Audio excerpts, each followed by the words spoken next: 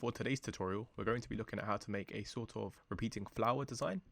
So using the ellipse tool, we're going to be drawing out a slightly more elongated circle.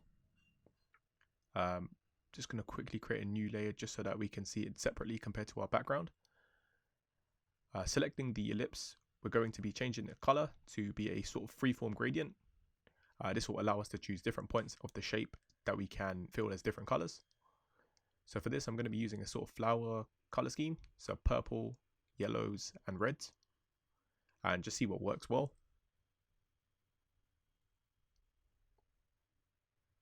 Best thing is just trying to play with the actual color scheme to make sure it sort of has enough scope for each part of the gradient. Just centralizing it within the artboard. Maybe scale it down a little bit. Okay, using the rotation tool, we're going to be rotating this shape by pressing Alt and clicking on the bottom anchor. We can then enter degrees that we want to rotate the shape by. By pressing copy and then pressing Ctrl D, we can loop the rotation, which means that we can have individual vectors that are following the same transformation sequence.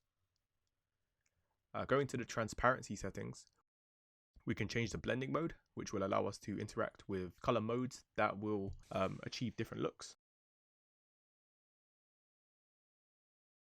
Where this is quite a dark background, I find that soft light, color dodge, and overlay work quite well.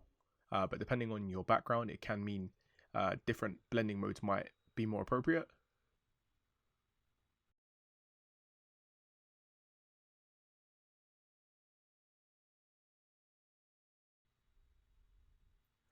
Once you like the design, it's best to group individual elements together and duplicate them to create this sort of pattern.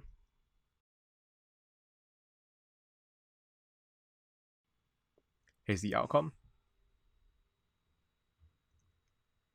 Hopefully you found this tutorial helpful. Please like and subscribe, it helps grow the channel. Thanks.